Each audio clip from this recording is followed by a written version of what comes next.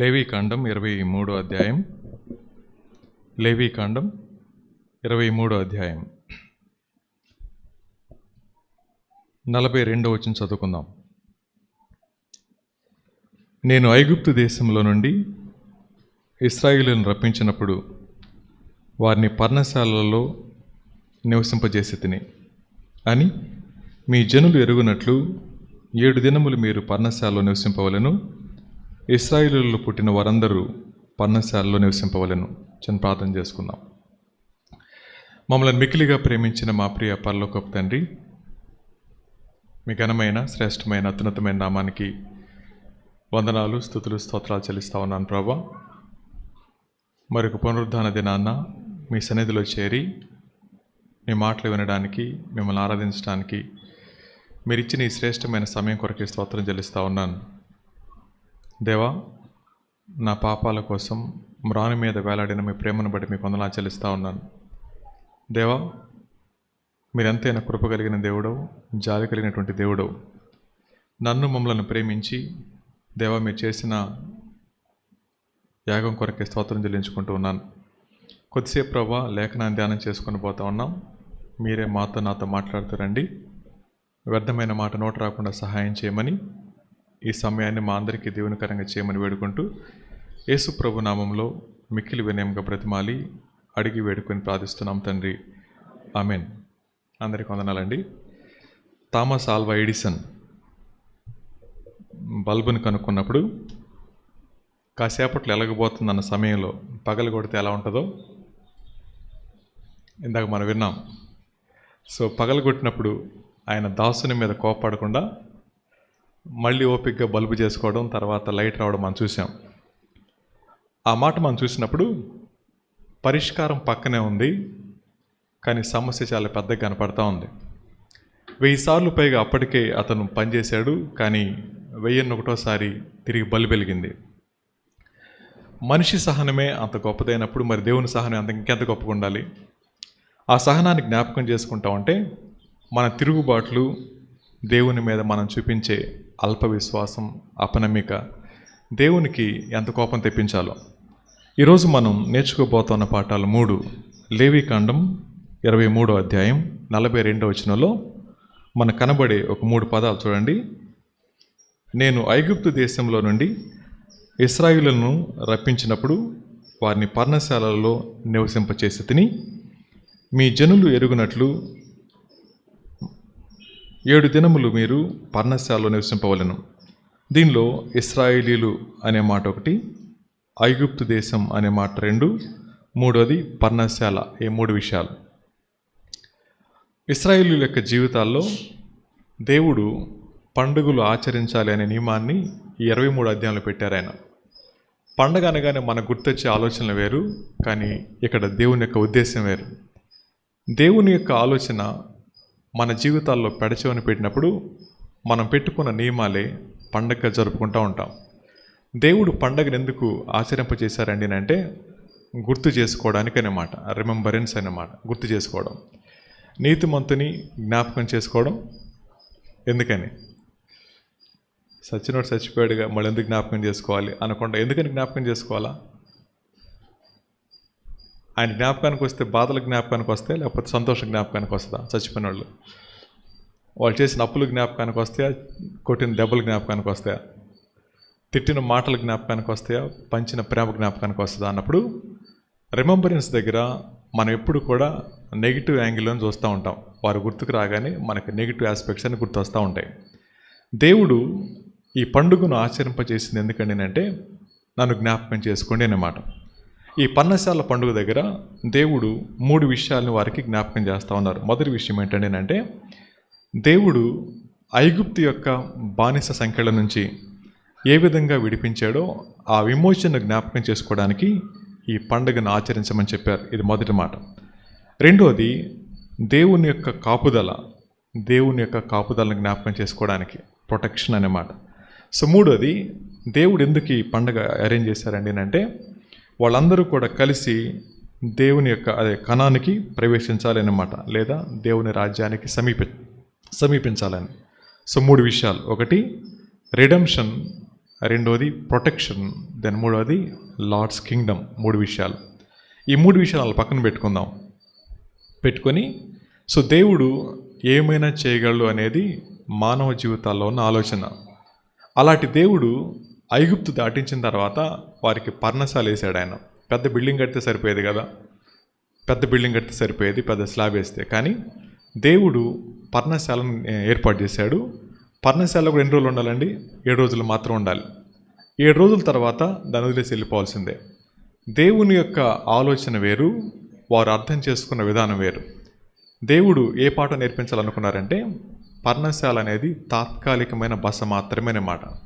విశ్వాసులమైన మన జీవితాల్లో ఈ భూమి మీద మన యాత్ర తాత్కాలికమైన బస మాత్రమే.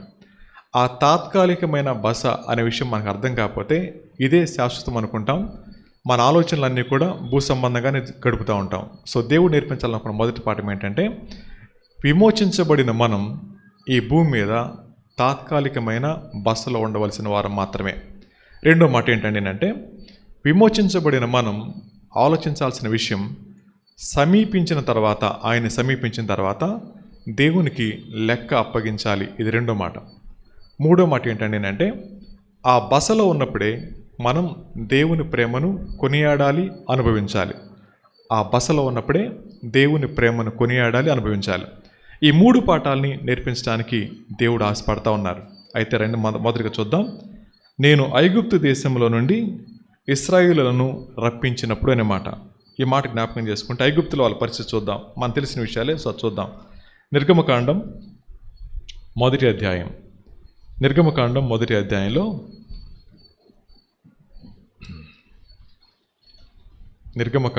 అధ్యాయం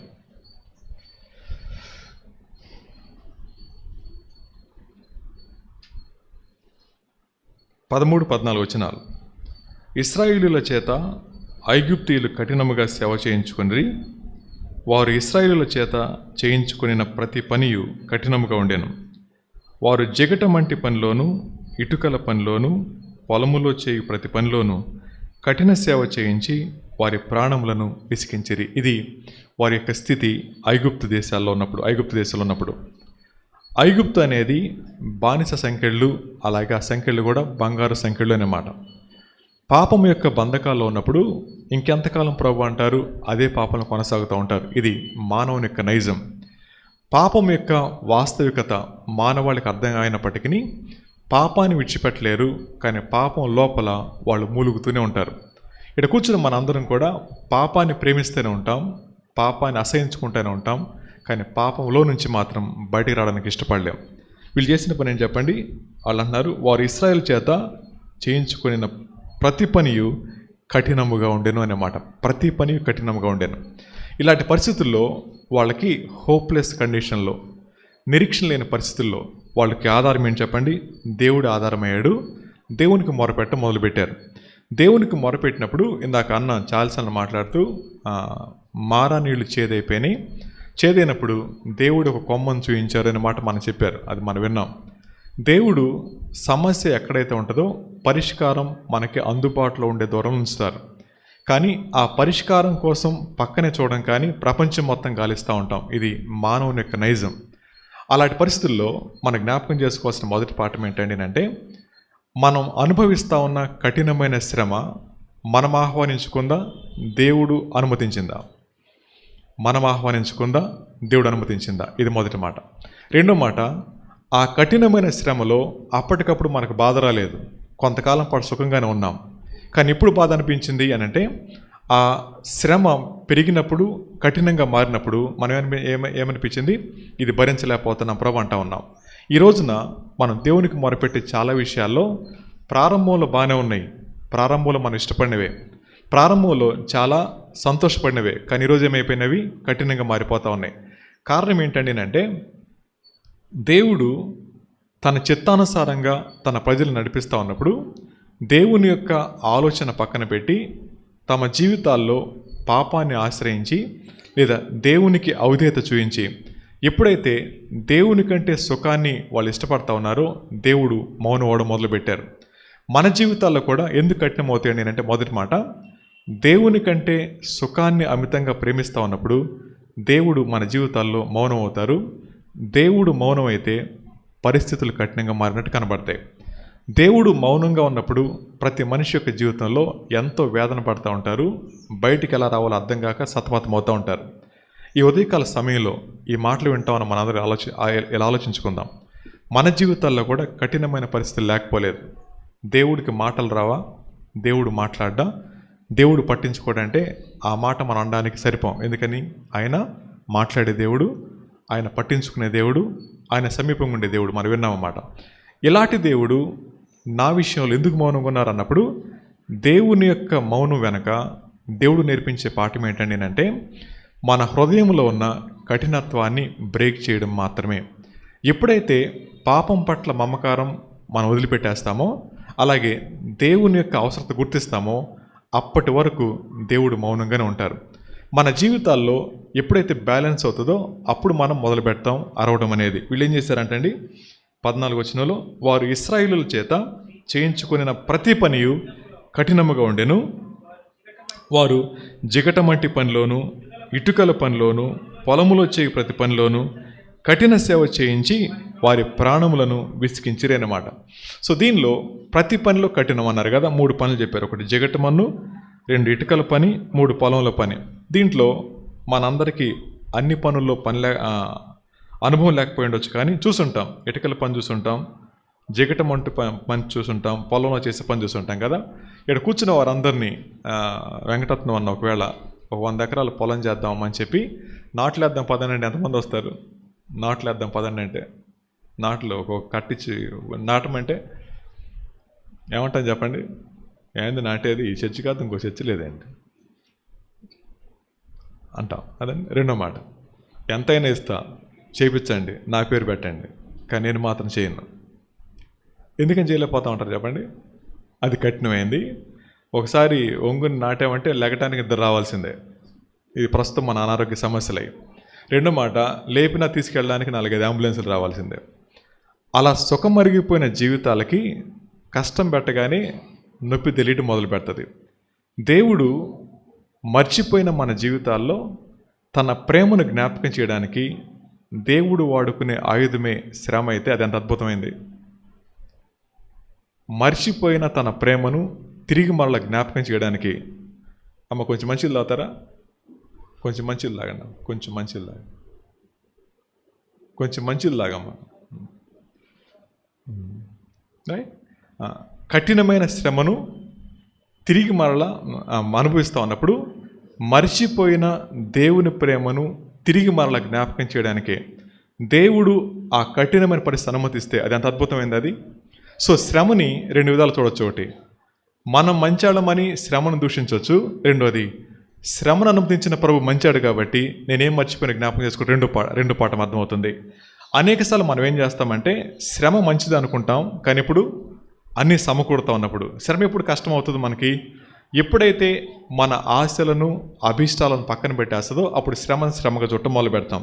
సో వీళ్ళేమన్నారు, అది మొదటి రోజు కాదు వాళ్ళకి. వారు ఇశ్రాయేలుల చేత చేయించుకున్న ప్రతి పనియు కఠినముగా ఉండెను. వారు జిగటమంటి పనిలోను, ఇటుకల పనిలోను, పొలములో చేయి ప్రతి పనిలోను కఠిన సేవ చేయించి వారి ప్రాణములు విసికించిరన్నమాట. సో దీనిలో అది అప్పటికప్పుడు వచ్చిన సమస్య కాదు. ఎప్పుడు కూడా సమస్య ఒక్కసారి రాదు. సమస్య ప్రారంభంలోనే దాన్ని జాగ్రత్తగా పసిగట్టగలిగితే ప్రారంభంలో తుంచేయచ్చు. కానీ సమస్యని కొనసాగించుకుంటూ వెళ్ళిపోతూ ఉంటాం. మనకు తెలుసు కదండి, నీటిలో కప్పనేసి కింద మంట పెడితే బిగినింగ్లో ఈత వేస్తూనే ఉంటుంది, మంట పెరిగితే కదా దానికి తెలిసేది. అలాగే మన జీవితాల్లో కూడా సమస్య ఎప్పుడు ప్రారంభమైన సమస్యని ఆది కాలంలో ఆనందంగా అనుభవించాం. క్రమక్రమంగా నొప్పి పెరుగుతూ ఉన్నప్పుడు అరవడం మొదలుపెట్టాం. ఇది వాళ్ళ యొక్క జీవితం. సో మన జీవితాల్లో కూడా ఇప్పుడు ఏ పాపంలోనైతే సుఖంగా జీవిస్తూ ఉన్నామో, ఇప్పుడు ఈరోజు మన వాక్యం వింటూ కూడా ఏ విషయంలో సౌఖ్యంగా జీవిస్తూ ఉన్నామో ఆ పాపం మనల్ని దుఃఖపరితలను చేయకముందే పాపాన్ని గుర్తించి దేవుణ్ణి వేడుకోవటం చాలా శ్రేయస్కరమైన పని. వాళ్ళు ఎప్పుడు వచ్చారు? శ్రమ పెరిగిన తర్వాత, మరింత కఠినమైపోయిన తర్వాత అప్పుడు అంటా ఉన్నారు, దేవా మాకు సహాయం చేయండి అన్నమాట. ఈ సహాయం చేయండి అనే మాట అంటా ఉన్నప్పుడు దేవుడు పరిష్కారం ఎక్కడ పెట్టారు? అక్కడే పెట్టారు. ఓ చిన్న బాబు పుట్టాడు. ఆ బాబుని చంపడానికి కింద చాలా పెద్ద పని చేశారు, మనందరూ తెలిసిందే మోషే అని. ఈ మాట మనకు జ్ఞాపకం చేసుకుంటే సమస్య ఎక్కడుందో దాని ప్రక్కనే పరిష్కారం కూడా అందుబాటులో ఉంటుంది. ఆ పరిష్కారం వీరి దగ్గరకు వచ్చేటప్పటికి ఎన్ని సంవత్సరాలు పట్టిందండి? 8 years పట్టింది. సమస్య అక్కడే ఉంది, పరిష్కారం ప్రభు అక్కడే సిద్ధపరిచారు. పరిష్కారం సమస్య దగ్గరికి వచ్చేటప్పటికి 8 years పట్టింది. ఈ 80 సంవత్సరాల తర్వాత వాళ్ళ పరిష్కారం వచ్చింది. ఆ పరిష్కారం దగ్గర ఏమైపోయింది? వాళ్ళు మోషే గారి యొక్క నాయకత్వంలో బయలుదేరి వెళ్తూ ఉన్నారు. సో బయలుదేరి వెళ్ళినప్పుడు నాకు అన్న కూడా మాట్లాడారు కదా, ఎర్ర సముద్రం పాయలైంది, అద్భుతాన్ని చూశారు. దాటిన వెంటనే దేవుడు 7వ నెలలో 10వ నెలలో ఈ పండుగ ఏర్పాటు చేశారు. చదవండి ఒకసారి. 7వ నెల 10వ దినం, 23వ అధ్యాయం, లేవికాండం 23వ అధ్యాయం 39వ వచనం. అయితే 7వ నెల 10వ దినమున మీరు భూమి పంటను కూర్చుకొనగా 7 దినములు యెహోవాకు పండుగ ఆచరింపవలెను. మొదటి దినం విశ్రాంతి దినము, 8వ దినం విశ్రాంతి దినం. మొదటి దినమున మీరు దబ్బ పండ్లను, ఈత మట్టలను, గొంజి చెట్ల కొమ్మలను కాలువల యొద్ద నుండి నిరవంజి చెట్లను పట్టుకొని 7 దినములు మీ దేవుడైన యెహోవా సన్నిధిని ఉత్సహించుచు ఉండవలెను. అట్లు మీరు ఏటేటా 7 దినములు యెహోవాకు పండగ ఆచరింపవలెను. ఇది మీ తరతరములలో నిత్యమైన కట్టడ. 7వ నెలలో దాన్ని ఆచరింపవలెను. సో దేవుడు ఒక టైం పెట్టారు, ప్రతిసారి చేయాలని చెప్పి అంటా ఉన్నారు. ఎందుకు చేయాలంటా ఉన్నారు? దేవుని జ్ఞాపకం చేసుకోవడానికి అనే మాట. ఇప్పుడు జ్ఞాపకం చేసుకుందాం. మనందరి జీవితాల్లో దేవా మమ్మల్ని కాపాడండి, దేవా మమ్మల్ని క్షమించండి అని చాలాసార్లు ప్రార్థన చేశాం. ప్రార్థించిన దినాన్న పాపం పట్ల మనం ఏర్పరచుకున్న వైఖరి ఏంటి? ఈ రోజున అదే పాపం పట్ల మనం పెంచుకున్న మమకారం ఏంటి? ఆ రోజు ప్రార్థించినప్పుడు పాపం పట్ల మనం చూపించిన వైఖరి ఏంటి? విడిపించబడిన తర్వాత ఈరోజు అదే పాపం పట్ల మనం పెంచుకున్న మమకారం ఏంటి అని జ్ఞాపకం చేసుకుంటే, రక్షించబడిన తొలి దినాల్లో పాపాన్ని అసహించుకున్నంతగా ఈ రోజున పాపాన్ని అసహించుకోలేకపోతా ఉన్నాం. ఏ పాపాన్ని అప్పుడు అసహించుకున్నామో అదే పాపాన్ని ఇప్పుడు అమితంగా ప్రేమిస్తూ ఉన్నాం. ప్రేమించడం మాత్రమే కాకుండా ప్రేమించడం తప్పు కాదు అన్నట్లుగా మనం ప్రవర్తిస్తూ ఉన్నాం. ఈయన అంటా ఉన్నారు, నేను మిమ్మల్ని పర్ణశాలలో నివసింపజేసి తినమాట. సో పర్ణశాలలు అనేది తాత్కాలికమైన భాష అనుకున్నాం. ఇలా అనుకుందాం, మనకి చిన్నప్పుడు పెళ్ళిళ్ళు అనగానే తాటాకులు పందిరి లేదా కొబ్బరి మాటలు పందిరేసేవాళ్ళు. ఎన్ని రోజులు ఉంటుందండి? అది 1 సంవత్సరం ఉంటుందా? తర్వాత తీసేయాల్సిందే. ఆ కాసేపు అది చాలా ఆహ్లాదకరంగా ఉంటుంది. ఆ కాసేపు మాత్రమే అది ఆనందకరమైంది. ఇప్పుడు మనకు జ్ఞాపకం చేసుకుంటే పెళ్ళప్పుడు అందుకే అలా వేస్తారేమో, మరి మనకు కూడా తెలియదు. ఇప్పుడు అర్థమవుతుంది నాకు, రైట్? ఆ తాత్కాలికం బాబది, ఆ కాసేపు ఉంటుంది ఆ ఫ్లేవర్ అనేది, తర్వాత ఎండిపోద్ది, తర్వాత తీసేయాల్సింది అని ఉంటారు బహుశా. అందుకని తాటాకులు పందిరేసి ఉంటారు, మనకు తెలియదు అప్పట్లో. సో ఇప్పుడు టెంట్ వేస్తారు కదా, అంత టైం కూడా ఉండదు మీకు. ఇప్పుడు టైం దగ్గరికి వచ్చింది కాబట్టి సాయంత్రానికి తీసేయటం అన్నమాట. సో అది మనం అర్థం చేసుకోవాలి, మనం మర్చిపోయాం కాబట్టి మనకు తెలియని విషయాలు. సరే, ఎక్కడికొచ్చేద్దాం. మనిషి యొక్క జీవితం చాలా తాత్కాలికమైంది. ఈ తాత్కాలికమైన బస్సులో ఎవరైతే క్రీస్తు ప్రభువారి యొక్క ప్రేమను అర్థం చేసుకుంటారో వాళ్ళ మనసు పరలోకంలో ఉంటుంది. చదవండి ఒకసారి, చదువుదాం. 2 కొరింథీ పత్రిక 5వ అధ్యాయం. 2 కొరింథీ పత్రిక 5వ అధ్యాయంలో మొదటి వచ్చి చదువుదాం. భూమి మీద మన గుడారమైన ఈ నివాసం శిథిలమైపోయినను చేతి పని కాక దేవుని చేత కట్టబడినది నిత్యమైనదైన నివాసం పరలోకమందు మనకున్నదని ఎరుగుదుమన్నమాట. విమోచించబడిన వాని యొక్క అంతరంగాల్లో ఉండవలసిన ఆలోచన విధానం ఇది. ఎవరైతే క్రీస్తు రక్తం చేత విమోచించబడతారో వారందరూ కూడా కలిగి ఉండవలసిన విధానం ఏంటి, ఆలోచన ఏంటండి అంటే, ఈ భూమి మీద తాత్కాలికమైందే మన బస అనే మాట. తాత్కాలికమైందే మన బస, రైట్? ఈ మధ్య ఈ ప్రశ్న ఒకటి అడిగాను, ఇక్కడ కూడా అడుగుదాం అనుకుంటున్నాను. చాలామంది అన్న వాళ్ళు అక్క వాళ్ళు కలిసి వచ్చారు కాబట్టి ఒకసారి ముఖం చూస్తారా? ఇటు చూడండి అక్కలు, మీరు అన్నవాళ్ళ ముఖం చూడండి ఒకసారి, పక్కనే ఉంటే చూడండి. చిచి అన్నట్టు చూస్తారేంటండి? సరే, చూడలేకపోతే మనం ఏం చేస్తాం? సరే, చూశారు కదా. సరే, చూసుకున్న ముఖం కొంతకాలానికి ఉండదు, చూసుకున్న ముఖం కొంతకాలానికి కనబడదు అని తెలిసిన తర్వాత వాళ్ళ పట్ల మన వైఖరి ఎలా ఉంటుంది చెప్పండి? తొందర కనబడిపోతే బాగుండు అనుకుంటామా, లేకపోతే ఉంటే కొంతకాలం బాగుండు అనుకుంటామా? ఇప్పుడు మీ మనసులో నేను చదవలేను కాబట్టి నేను నా ఆలోచన చెప్తాను. ఏంటంటే ఆలోచన, ఇప్పుడు చూసుకున్న ముఖాన్ని ఒకరోజు మన విడిచిపెట్టేయాలి. విడిచిపెట్టిన తర్వాత ఆ ప్లేస్ని ఎవరు రీప్లేస్ చేస్తారు? ఎవరైనా రీప్లేస్ చేయగలుగుతారా? రెండో మాట, ఉన్నప్పుడు వాళ్ళతో మన సంబంధం, ఉన్నప్పుడు వాళ్ళ పట్ల మనకున్న వైఖరి, ఉన్నప్పుడు వాళ్ళతో ఉన్నటువంటి మన కష్టం ఇవన్నీ పక్కన పెట్టుకుంటే, వాళ్ళు లేని రోజున ఆ లోటుని ఎవరు భర్తీ చేయలేరు. వారు లేని రోజున ఆ ప్రేమను ఎవరు భర్తీ చేయలేరు. వారు లేని రోజున ఆ సహవాసాన్ని ఎవరు భర్తీ చేయలేరు. అది మనకు అర్థమైతే వాళ్ళు ఉన్నప్పుడు ఏం చేస్తాం చెప్పండి? ఖచ్చితంగా వాళ్ళతో మంచి సంబంధ బాంధవాలు కలిగి ఉంటాం. ఇప్పుడు నా ప్రశ్న ఏంటంటే, మీరు ఆలోచించే ప్రశ్న ఒకటి చెప్తాను. వాళ్ళు సరైన వాళ్ళు అయితే మేము ఎందుకు ఉండమనే మాట. ఎవరికి వాళ్ళు అలాగే అనుకుంటారు, అది జరిగే పనే. అయితే ప్రశ్న అడుగుతాను. దేవుడు మనల్ని ప్రేమిస్తూ ఉంది, మంచి వాళ్ళమనే చెడ్డాళ్ళమనే? మంచి వాళ్ళమనే చెడ్డాళ్ళమనే? ఏది చెప్పిన ప్రమాదే కాబట్టి మౌనంగా ఉంటుంది చాలా ఉత్తమమైంది, రైట్? సరే, మంచి వాళ్ళమని అనుకుందాం. మన మంచి ఎంతవరకు ఉంటుంది అంటారు? అన్నీ సమకూడేంతవరకే. నాకు మండిందంటే నా అంతవరకే. ఆ తర్వాత ఏం జరుగుతుందో మనకు తెలిసిందే. ఇక్కడ రాయబడిన మాట, ఐగుప్తులో వాళ్ళు పెట్టిన కేకలు ఎప్పుడు ఆగిపోయినాయి? ఎర్ర సముద్రం దాటారు, నడుచుకుంటూ వెళ్తూ ఉన్నారు. ఆ అరణ్య యాత్రలో పాదాలకి చెప్పులు తెగిపోలేదు, షర్టులు చినిగిపోలేదు, ఆహారం కొరత లేదు. కానీ ఎప్పుడైతే మొక్క తేడా వచ్చిందో మాకు మొక్కలేదుగా అన్నారు. వెంటనే నడిచేశారు. ఆ మాట దగ్గర ఏం మర్చిపోయారు వాళ్ళు? అర్థమవుతుంది కదా? సో మన జీవితాల్లో మనం ఈ భూమి మీద నడిచేది అరణ్య యాత్ర మాత్రమే. అరణ్య యాత్రలో ఒంటరి ప్రయాణమే. అరణ్య యాత్రలో గమ్యం కనబడదు, ముందుకెళ్తూ ఉండాల్సిందే. అరణ్య యాత్రలో తరచూ ప్రమాదాలు వెంటాడుతూనే ఉంటాయి. అరణ్య యాత్రలో నిత్యం మనం భయాల మధ్య ప్రయాణం చేయాల్సిందే. అది అరణ్య యాత్ర అంటే. సో దేవుడు మన నేర్పించే పాఠం ఏంటంటే, ఈ భూమి మీద మన జీవితం అరణ్య యాత్రలో ప్రయాణం లాంటిది మాత్రమే. అరణ్యంలో ప్రయాణం చేస్తూ ఉన్నప్పుడు మనకి గమ్యం కనపడదు, ముందడుగు మాత్రం కనబడుతుంది. కానీ ఎవరైతే గమ్యం కనబడితే ప్రయాణం చేస్తామంటారో వాళ్ళు అరణ్య యాత్రలోకి రాలేరు. ఎప్పుడైతే గమ్యం కనపడుతుందో మనకేమైపోతుంది చెప్పండి? మనసులో నెమ్మది వచ్చేస్తుంది. అందుకని అరణ్య యాత్రలో ప్రయాణం చేసేటప్పుడు నడిపించుకోవాలి చెప్తుంటారు. ఇంకొంచెం దూరం అంటారు, ఎంతో చెప్పరు. వచ్చేసింది అంటారు, ఇంకెంతో చెప్పరు. ఇదిగో అది కనబడేది అంటారు, ఇంకెంతో చెప్పరు. అట్లా కరెంటు స్తంభాలు చూపిస్తూ ఉంటారు కొన్నిసార్లు. ఏ స్తంభం అంటే అది ఆ స్తంభం అంటారు. ఇళ్ళే కొద్ది స్తంభాలు కనపడతాయి కానీ ఊరు కనపడదు. ఇది పరిస్థితి అనమాట. అలాగే విశ్వాస జీవితంలో ఇంకెంతకాలం శ్రమ? కొంతకాలమే. ఎంతకాలం? పోయేదాకా.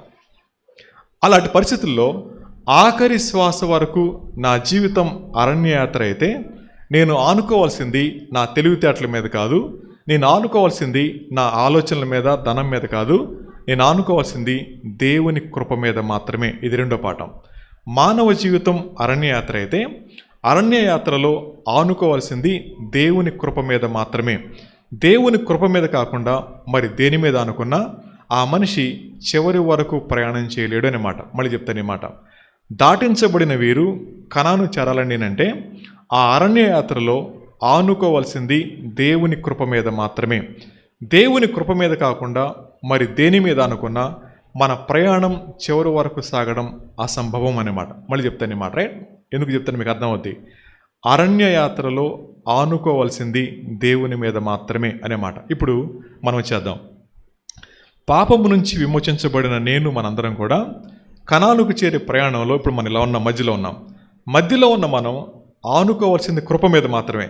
కృప మీద ఆనుకోకుండా తెలివితేటల మీద ఆనుకున్నా, కృప మీద ఆనుకోకుండా సంబంధాల మీద ఆనుకున్నా, కృప మీద ఆనుకోకుండా ధనం మీద ఆనుకున్నా, కృప మీద ఆనుకోకుండా మరి దేని మీద అనుకున్నా మన జీవితాల్లో మిగిలేది శోకం మాత్రమే అనే మాట. సో దేవుడు వాళ్ళు నేర్పించే పాఠం ఏంటంటే, ఈ అరణ్యయాత్రలో మీరు ప్రయాణం చేయబోతా ఉన్నారు. ప్రయాణం చేయబోయే మీరు ఎవరి వైపు చూడాలా? ఆయన వైపు చూడాలి. సరే, నెమ్మదిగా బయలుదేరి వెళ్తూ ఉన్నారు. సో వెళ్తూ ఉండగానే పైన సూర్యుడు వచ్చాడు. వెంటనే ఏమొచ్చింది చెప్పండి? కృప మీద అనుకున్నారు కాబట్టి మేఘస్తంభం వచ్చింది. సాయంత్రం దాకా నడిచారు. సో మధ్యలో ఆకలేసింది, పొట్ట వైపు చూశారు. అప్పుడేమొచ్చినాయి? మన్నా వచ్చింది, గబగబ తినేశారు. సో దప్పికైని రాయంగా చూశారు, నీళ్ళు వచ్చినాయి, తాగేశారు. సాయంత్రం అయింది, విపరీతమైన సౌండ్లు వస్తున్నాయి అరణ్యంలో. అది చాలా భయంకరమైన ప్రదేశం. దొంగలు ఉంటారేమో, పాములు ఉంటాయి, విషసర్పాలు ఉంటాయి. అలాంటి పరిస్థితుల్లో ఏం చేయాలో అర్థం కావట్లేదు. అప్పుడేమొచ్చింది? లైట్ వచ్చింది, అగ్నిస్తంభం వచ్చింది. ఇది వాళ్ళ ప్రయాణం.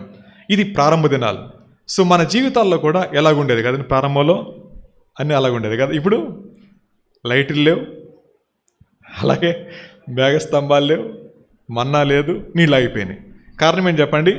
ఆయన మీద అనుకోవటం మనం మానేసాం కాబట్టి. సరే, అక్కడి నుంచి వాళ్ళ దగ్గరికి ఏమొచ్చింది? ఒకసారి చూద్దాం ఏం జరిగిందో, చదువుకుందాం. గతంలో మనం చదువుకున్న విషయాలే చూద్దాం. 106వ కీర్తనలో కొన్ని విషయాలని మనం జ్ఞాపకం చేసుకుందాం. ఏం జరిగిందో చూద్దాం. కృప దగ్గర ఆనుకోకుండా వాళ్ళు ఏం చేశారు చూద్దాం. 106వ కీర్తన 7వ వచనం చదువుకుందాం.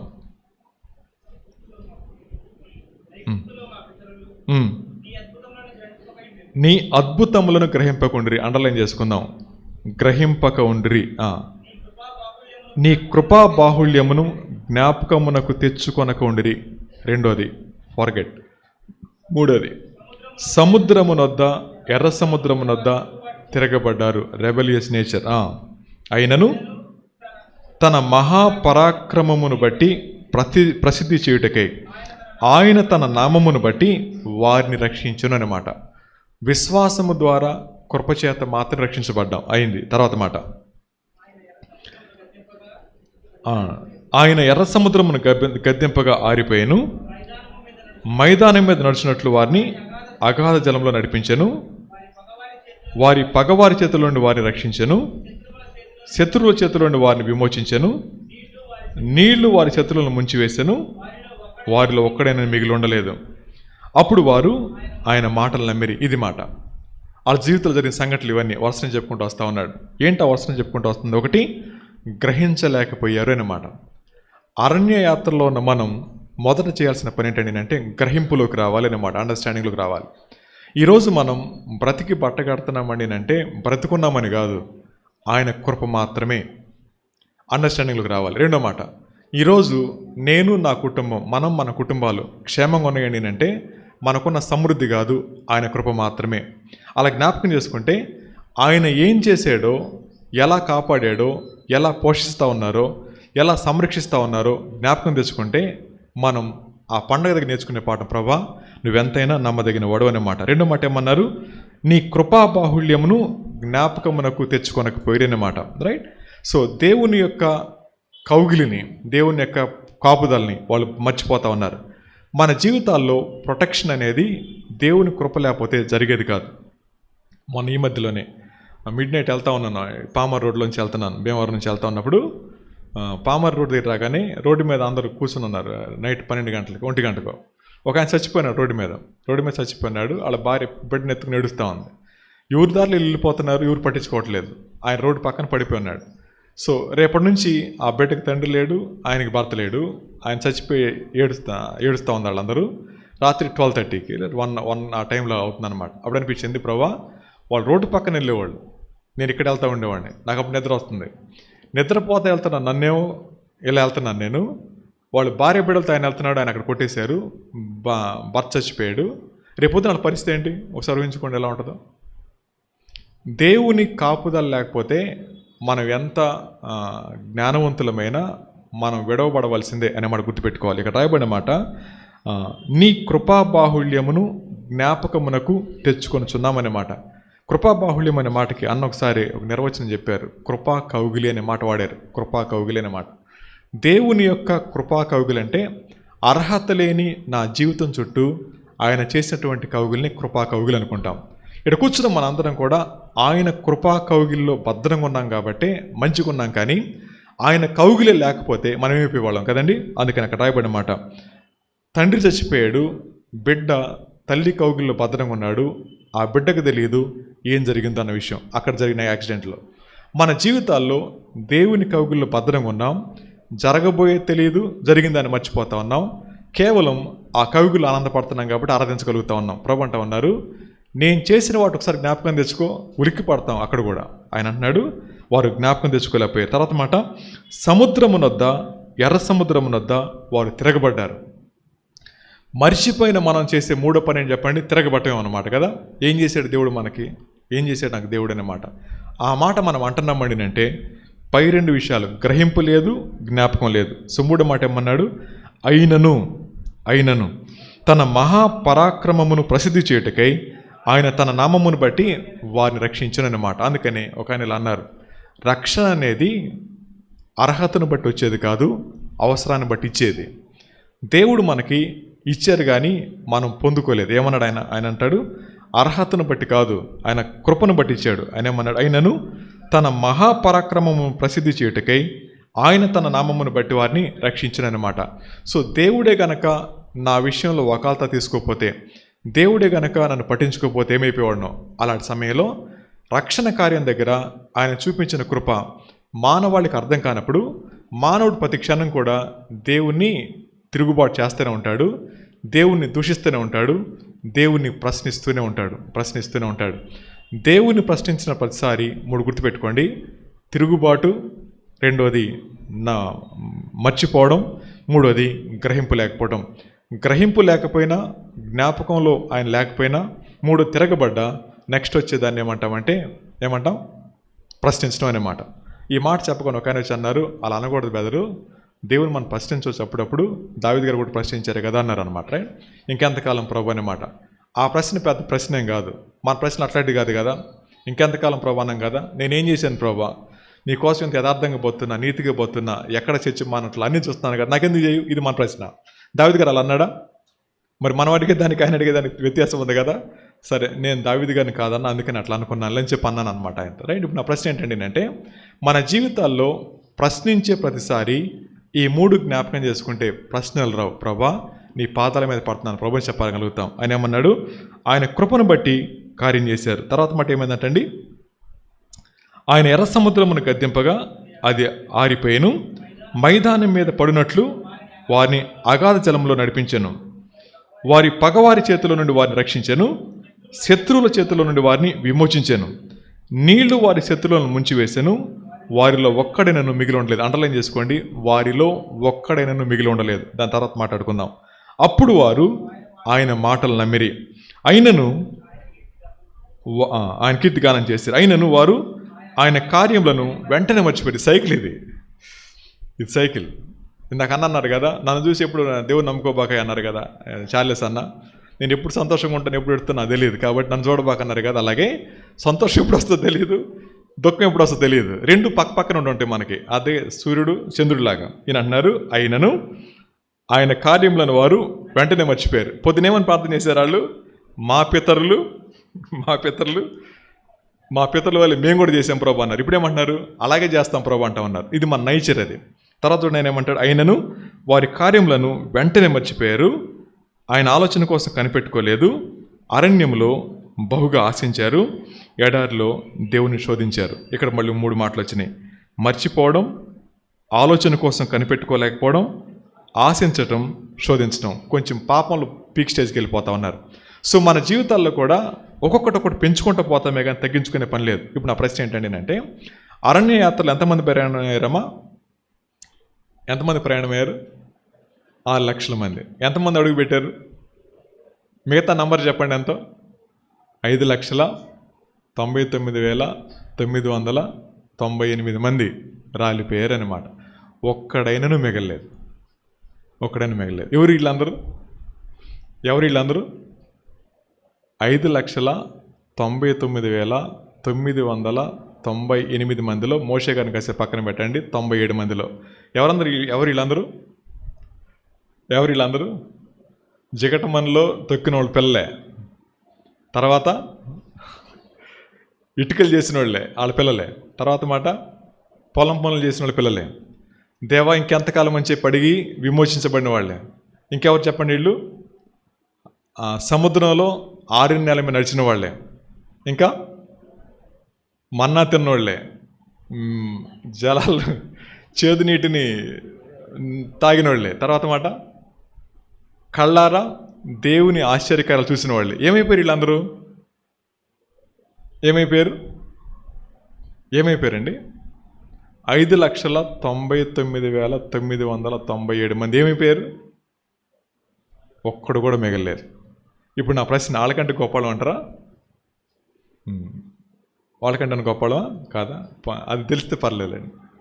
అయితే నా ప్రశ్న ఏంటంటే, దాటినంత మాత్రాన చేరతామనే ఆలోచన. అయితే ప్రశ్న, దేవుడు మన నుంచి ఆశిస్తూ ఉంది, నేను పక్షపాతం అనేటువంటి దేవుణ్ణి, నేను న్యాయవంతుడిని, నేను కనికరం కలిగిన వాడిని. ఇలాంటి దేవుణ్ణి మనం ఆరాధిస్తూ కూడా ఆయన గుణలక్షణాలని అర్థం చేసుకోకపోతే ఈయన అంటా ఉన్నమాట, నా కార్యాలను ప్రత్యక్షంగా చూసిన వారు నా కార్యాలను అనుభవించిన వాళ్ళు, నా కార్యాలను బట్టి ఆరాధించిన వాళ్ళు రాలిపడగల కారణం ఏంటంటే ఇక్కడ రాయబడిన మాట ఏమన్నారు ఆయన? మర్చిపోయారు. తర్వాత మాట ఆలోచన కోసం కనిపెట్టుకోలేదు. తర్వాత మాట ఆశించారు, శోధించారు. ఈ మాటలు ఇవన్నీ వరుసని పక్కన పెట్టి రాసామనుకోండి, మన జీవిత విధానం కానీ, ఆలోచన విధానం కానీ, ప్రార్థించే విధానం కానీ మనకే వెక్కసం వేస్తుంది. ఆలోచించే విధానం కానీ, జీవించే విధానం కానీ, ప్రార్థించే విధానం కానీ మనకి వెక్కసం వేస్తూ ఉంటుంది. ఎందుకంటే అంటే దేవుడు అడగకుండానే వాళ్ళకి అన్ని సమకూరుస్తూ ఉన్నాడు కదా. కృప మీద ఆనుకోవాల్సిన మనిషి దేవుని కృపను ఎప్పుడైతే మర్చిపోవడం మొదలు పెడతాడో అప్పుడు కనబడే లక్షణమే ఆశించటం, తిరగబట్టం, ఆలోచన కోసం కనిపెట్టుకోలేకపోవడం అనమాట. దేవుని యొక్క సమయం ఎల్లప్పుడూ కూడా ప్రత్యేకమైందే. చాలాసార్లు డాబా ఎక్కాడు, వెనకాల చప్పట్లు వినపడతాయి, వెళ్ళిపోయిన తర్వాత నా పక్కన జరుగుతున్న ప్రార్థన అన్నాడు. ఇందాక మనం విన్నాం కదా మాట. అలా జ్ఞాపకం చేసుకుంటే మన జీవితాల్లో పరిష్కారాన్ని పక్కనే పెడతాడు ప్రభు, కానీ ఆయన వైపు చూడని కారణం చేత అది చాలా కాలం పడుతుంది వెతుక్కోవడానికి. అనేకసార్లు మన జీవితాల్లో పరిష్కారం పక్కనే ఉంటుంది, కానీ మనం ఏం చేస్తామని అంటే ఒక మాట ఇది ఈ మధ్యలో అనుకున్నాను, ఆత్మీయతలో పరాకాష్ఠకి వెళ్ళిపోయిన ఇలా అంటారంట, ఏం చేసినా సరే ఇది దేవుని సమ్మతం అనుకొని తమ ఆలోచన చేసుకుంటారంటాడు. ఆత్మీయతలో పరాకాష్ఠ ఏం చెప్పండి? వాళ్ళు ఏం చేసినా సరే ఇది దైవ సమ్మతం అనుకొని వాళ్ళ ఆలోచన జరిగించుకుంటూ వెళ్ళిపోతూ ఉంటారంట. అందుకని నేనేం చేసిన దేవుని చిత్తం చేస్తాను బ్రదర్ అంటారు. అర్థమవుతుందండి? మరి మనం ఏం చేయాలా? ఒకసారి చదవండి. రోమిలకు రాసిన పత్రిక 7వ అధ్యాయం. పౌలు గారు ఏమంటారు చూద్దాం. మనకు తెలిసిన మాట. ఈయనేమంటారు చూద్దాం. ఈయన ఆత్మీయతలో మరి ఎక్కడ దాకా వెళ్ళాడు చూద్దాం. 7వ అధ్యాయం 21 వచ్చినాం. కాబట్టి మేలు చేయగోరు నాకు కీడు చేయట కలుగుచున్నదని ఒక నియమం నాకు కనబడుతుంది. అంతరంగ పురుషుని బట్టి దేవుని ధర్మశాస్త్రమందు నేను ఆనందిస్తూ ఉన్నాను, కానీ వేరొక నియమం నా అవయములలో ఉన్నట్లు నాకు కనబడుతుంది. అది నా మనస్సునందున్న ధర్మశాస్త్రంతో పోరాడుచు నా అవయములో ఉన్న పాప నియమం నన్ను చెరపట్టి లోపరుచుకొంచున్నది. అయ్యో, నేనెంత దౌర్భాగ్యుడను! ఇట్టి మరణమునకు లోనొక శరీరం నుండి నన్ను ఎవడు విడిపించను అన్నమాట. ఇది పౌలు గారి యొక్క జీవితం. ఆయన అప్పటికే చాలా సంఘాలు కట్టాడు, చాలామంది నడిపించారు. ఆయన ఏమంటాడు, నా లోపల 2 నియమాలు ఉన్నాయి. ఏంటి ఆ నియమాలు? ఒకటేమో దైవ నియమం, రెండోది పాప నియమం. ఈ 2 నియమాలు నాకు పోరాటం జరుగుతుందన్నమాట. ఆ ఫైటింగ్ దగ్గర నేను అంటున్నాడు నేను దౌర్భాగ్యుని, లేదా ఆయన ఏమన్నాడు నేను ఎంత దౌర్భాగ్యుని అన్నమాట. ఈ అవగాహన ఎందుకు వచ్చాడు ఆయన? అంతరంగంలో ఆ పాప నియమం దగ్గర ఎప్పుడైతే అలా తలకి అటు పక్క వెళ్ళిపోతా ఉందో, ప్రభా నేను దౌర్భాగ్యుని. ఇక్కడ కూర్చున్న మన అందరం కూడా మనకి అభిప్రాయం ఉంటుంది అంటారా? అయ్యో నేను అంత దౌర్భాగ్యం అనుకుంటావా? అస్సలు అనుకోం. పొరపాటు కూడా అనుకోం, కళ్ళ కూడా అనుకోం. ఎందుకని చెప్పండి? మనం అంతా పరిశుద్ధులం కాబట్టి. అయితే నా ప్రశ్న, పౌలు గారు అంటాడు మీ అంత పరిశుద్ధుని కాదండి నేను. నా లోపల ఫైటింగ్ ఉంది. ఆ ఫైటింగ్లో కొన్నిసార్లు ఇటు ఓడిపోతున్నా. నాకు తెలుసు తప్పు చేయడం చేస్తున్నానంటూ, ఆ తప్పని కూడా నాకు తెలుసు. మన జీవితాల్లో తప్పని తెలిసినప్పుడు ఈ ఫీలింగ్ మనలో రాకపోతుందండి అంటే మనం ఆత్మీయతలో పరాకాష్ఠకి వెళ్ళిపోయామేమో. అర్థమవుతుంది మాట. ఆయన ఏమన్నాడు, ఇది తప్పని నాకు తెలుసు, మంచి కూడా నాకు తెలుసు, మంచి చేయాలకు నాకేమవుతుంది, చెడు చేస్తూ ఉన్నాను అన్నప్పుడు ఆయన ఏమన్నాడు, అలా జరుగుతుంది, అయ్యో నేను ఎంత దౌర్భాగ్యుడు అన్నమాట. ఆ చిన్న వేరియేషన్ దగ్గర తన మనసు నలిగిపోతూ ఉందన్నమాట. పాపం పౌలు గారికి ఎలాగో మనకు కూడా అలాగే, పరిష్కారం పౌలు గారికి ఎలాగో మనకు కూడా అలాగే. కానీ ఆ నియమం దగ్గర మనం ఎప్పుడు కూడా ఏమనుకుంటామంటే నాకు తెలిసి నేను మంచిగా చేస్తాను బ్రదర్. ఇది ఆత్మీయతలో పరాకాష్ఠ. చాలా ప్రమాదకరమైంది. పౌలు గారు అంటున్నాడు నాకు చాలా పోరాటం ఉందంటా ఉన్నాడు. ఆ పోరాటం మన జీవితంలో ఆగిపోయినప్పుడు మన యాత్ర మందగించిపోయింది, మన నేత్రాలు మూసుకొని పోయినాయి. నెక్స్ట్ వేసే అడుగు మనం దించేది పాతాళంలోకి మాత్రమే. ఇప్పుడు చెప్పండి, యథార్థం గుండె మీద చేసి చెప్పండి, బలం సమీపించబోతున్నాం కదా. ఎన్నిసార్లు ఆ పెయిన్ వచ్చింది మనకి డేలో? ఎన్నిసార్లు ఆ పెయిన్ వచ్చిందంటారు? రాంగ్ రూట్లో బండేసుకు వెళ్ళిపోతున్నాం, అబ్బా నా లోపల పాప నియమం ఉంది, నా లోపల దేవుని అలా వచ్చిందా ఫీలింగ్? అన్న బండి రాంగ్ రూట్లో వెళ్ళిపోతున్నాం, కావాలని వెళ్తున్నాం, తొందరగా వెళ్దామని కానీ ఫీలింగ్ వచ్చిందంటారా? ఒత్తి అటు ఎందుకు వెళ్తాం? అసలు ముందు పని అయిపోవాలి. అర్థమవుతుంది మాట. రెండో మాట, నాకు అర్జెంటు పని అయిపోవాలి, ఎంతో కొంత చేతులు పెట్టేస్తే పోలా అన్న మంట వచ్చింది ఇక్కడ అని వస్తుంది. అట్లా లేదు. హడావిడిలో కంగారుగా ఉన్నారు, ఎవరినో 4 తిట్టేసి వెళ్ళిపోతున్నారు. తిట్టినప్పుడు నేను మంట వస్తున్న లోపల అయ్యో నేను తప్పు చేశానన్నమాట. అట్లేం రావట్లేదు కదా. బండబారిపోయినాయి. స్టంట్ వేయడం కూడా పనికిరా, గుండెలు అంత బండబారిపోయినాయి. మన అర్థమవుతుందండి, అంత బండబారిపోయినాయి. బండబారిపోయిన హృదయాలకి హెచ్చరిక అని తెలుసా అండి, ఒక్కడైనా మిగలలేదు. వాళ్ళకు చూపించాడు, వాళ్ళు మునిగిపోయి తేలుతా ఉన్నారు సముద్రంలో, ఒక్కడైనా మిగలలేదు. దేవుడు ఎంత కృప కలిగినాడు. నేర్పించకుండా పరీక్ష పెట్టేవాడు కాదు ఆయన. నేర్పించకుండా ఫలితం ఆశించేవాడు కాదు ఆయన. అవకాశం ఇవ్వకుండా నాకు కావాల్సింది ఇవ్వని చెప్పి మనల్ని బలవంత పెట్టేవాడు కాదు ఆయన. మన ప్రతి జీవితంలో, మన ప్రతి స్టెప్ దగ్గర పాఠం నేర్పిస్తారు, ఫలితం ఆశిస్తారు. ఆశించే దగ్గర మనం కనుక లోపడకపోతే నష్టపోయేది మనం మాత్రమే అనే మాట. సో మన జీవితాల్లో వెళుతున్న పరీక్షల దగ్గర నేర్పించాడు ఆయన పాఠాన్ని. ఏమని? వాళ్ళు తిరగబడిన ప్రతిసారి నేర్పించాడు. ఒకసారి చూడండి, వాళ్ళు ఒక్కళ్ళు మిగలలేదు, మొత్తం మునిగిపోయారు. ఒక్కడైనా మిగలలేదు అన్నప్పుడు చూసిన వాళ్ళు ఒక్కడు వెళ్ళలేదు ఆ కణానికి. సో మోషే గారిని కొండెక్కాడు. కొండెక్కిన తర్వాత చూడన్నాడు, చూశాడు, చచ్చిపోయాడు. ఇప్పుడు మనం ఆలోచించాలి, ఎందుకు అంత కఠినంగా ప్రవర్తించాడు దేవుడు? కొంచెం కృప చూపించవచ్చుగా. 6 లక్షల మందిని ఎలా మెయింటైన్ చేయాలా? కుటుంబాన్ని మెయింటైన్ చేయలేకపోతున్నాం మనం, 6గురినే మెయింటైన్ చేయలేకపోతున్నాం. 6 లక్షల మందిని మెయింటైన్ చేశాడు కదంటే, దేవుడు తన ప్రేమను తప్పుగా ప్రదర్శిస్తే తట్టుకునే దేవుడు కాదు ఆయన. దేవుడు తన ప్రేమను ప్రేమగానే చూపించాలి. వాళ్ళేమో నీళ్ళు అడిగారు, ఈయన బండను కొట్టాడు. ఎంత కోపం వచ్చి ఉండాలా? అందుకే మనం అంటాం కదా, మీ నాన్న వస్తున్నాడు జాగ్రత్త అని. అంటే నానేమో విలను, అమ్మేమో హీరోయిన్ లాగా. అమ్మ మంచిది, నాన్న చెడ్డాడు అనమాట. మీ నాన్న చెప్తే జాగ్రత్త చెప్పాలి, కూర్చోబెట్టి చెప్పాలి, బెదిరించడం కాదు. బెదిరించిన ప్రతిసారి ఏమో చెప్పండి, నాన్న విలన్ అవుతాడు, అమ్మ హీరోయిన్ అయిపోద్ది అనమాట. ఎప్పుడైతే కొట్టారో దేవుని కోపం వచ్చిందేమో, ఆ ఫీలింగ్తో వాళ్ళు ఎంత భయపడి ఉంటారో ప్రభు తట్టుకోలేరు. మన జీవితాల ద్వారా లోకానికి ప్రభుని చూపించాల్సిన మన లోపల కూడా లోకమే కనపడతామంటే, బయటికి మనం కూడా లోకాన్ని చూపిస్తామంటే దేవుడు చూస్తూ ఊరుకోడు. మన జీవితాల్లో అనుభవించే ప్రతి శ్రమ వెనక మన అవిధేయత, మన మరుపు, మన తిరుగుబాటే కానీ దేవుని యొక్క శాపం కాదు. ఎక్కడ మర్చిపోయాం మనం.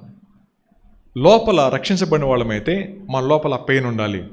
ఆ పెయిన్ రావట్లేదని అంటే రాజీ పడి బతుకుతా ఉన్నాం. అందుకే మనం ఇప్పుడు మాట్లాడుకుంటాం కదా, రాజీ పడే క్రైస్తవుడు క్రీస్తు ఆరాధికుడు కాదు. రాజీ పడే క్రైస్తవుడు క్రీస్తు ఆరాధికుడు కాదు అనే మాట. ఆ రాజీ పడే తత్వం ఎప్పుడైతే మన జీవితంలో ప్రవేశిస్తుందో అక్కడ నులివెచ్చని పరిస్థితి వస్తుంది. నులివెచ్చని పరిస్థితి అనేది ఆత్మీయ దిగజారుతనానికి కారణమవుతుంది అనే మాట. ఇప్పుడు చూడండి పౌలు గారు ఏమంటా ఉన్నాడో. రండి 2 కొరింథీ పత్రిక 5వ అధ్యాయానికి వెళ్దాం. ఈయనేమంటారు చదువుకుందాం. 5వ అధ్యాయం 10వ వచనం చదువుకుందాం. 5:10 పేజ్ నెంబర్ 161 కొత్త నిబంధన 10వ వచనం. అందరం చదువుకుందాం. నేను చదువుతాను, మీరు చూస్తూ ఉండండి, మనసులో చదువుకోండి. ఎందుకనగా తాను జరిగించిన క్రియల చొప్పున అవి మంచివైనను సరే దేహంతో చెడ్డవైనను సరే దేహంతో జరిగించిన వాటి ఫలమును ప్రతి వాడును పొందినట్లు మనమందరమును క్రీస్తు న్యాయపీఠం ఎదుట ప్రత్యక్షము కావలయును. క్రీస్తు న్యాయపీఠం ఎదుట ప్రత్యక్షము కావలయును. నేను అనలేదు ఆయన, మనమందరం అన్నాడు ఆయన. సో మనమందరం ఏమంటున్నాడు ఆయన? ముందు మంచి అయినా సరే చెడైనా సరే. ఈ వేరియేషన్ దగ్గర మంచి ఎక్కువ ఉంటుంది, చెడు ఎక్కువ ఉంటుంది మన దగ్గర. సరే ఇప్పుడు ఫేస్ చేయ బాబు, రేపు పొద్దున ఎలా ఉంటుంది చెప్పండి? ఎక్స్ప్లెనేషన్ ఇవ్వగలం దేవునికి. ఇందుకు చేశాను ప్రభు అని చెప్పే ధైర్యం మనకు ఉంటుందా? కానీ ఎంత సమర్థించుకుంటాం మన మనసాక్షి దగ్గర. మనస్సాక్షి ప్రశ్నిస్తుంది ఎందుకు చేసావని, దాన్ని నెమ్మది పరుచుకుంటాం. కానీ దేవుని న్యాయపీఠం ముందు నిలబడినప్పుడు ఒక్క మాట నోటి నుంచి బయటికి రాదు. అని అంటే ఉన్న భయం వేస్తుంది. ఈ గుడారం తాత్కాలికమైంది. కృప మీద ఆనుకునేవాడు దేవునికి ఏ విధంగా లెక్క చెప్తాడు? 3వ మాట 11వ వచనం. కావున మేము ప్రభు విషయమైన భయము నెరిగి మనుషులను ప్రేరేపిస్తూ ఉన్నాము. మేము దేవునికి ప్రత్యక్షపరచబడిన వారం. అండర్లైన్ చేసుకోండి. మేము దేవునికి ప్రత్యక్షపరచబడిన వారం, మీ మనస్సాక్షులకు కూడా ప్రత్యక్షపరచబడి ఉన్నామని నమ్ముచున్నాము. మమ్మును మేమే మీ ఎదుట తిరిగి మెప్పించుకొనటలేదు, కానీ హృదయమందు అతిశయపడక పై రూపమునందే అతిశయపడు వారికి ప్రత్యుత్తరమిచ్చుటకు మీకు ఆధారం కలుగవాలని మా విషయమై మీకు అతిశయ కారణం కలిగించున్నాము. ఎలాగనగా మేము వెర్రివారమైతమా దేవుని నిమిత్తమే, స్వస్థబుద్ధి గలవారమైతమా మీ నిమిత్తమే. క్రీస్తు ప్రేమ మమ్మల్ని బలవంతం చేయుచున్నది. ఎలాగనగా అందరి కొరకు ఒకడు మృతి పొందెను గనుక అందరూ మృతి పొందరనియు, జీవించు వారికి మీదట తమ కొరకు కాక తమ నిమిత్తం మృతి పొంది తిరిగి లేచిన వాని కొరకే జీవించుటకు ఆయన అందరి కొరకు మృతి పొందిననియు నిశ్చయించుకొనుచున్నాము. ఇది మాట అని చెప్పిన మాట. అది రైట్. నా భయం వేస్తుంది కాబట్టి నేను ఆధారపడుతున్న స్వబుద్ధి మీద కాదు, ఆయన మీద ఆధారపడుతున్నాను. జీవించేవాడిని ఎవరి కోసం బతున్నానుక? నా కోసం.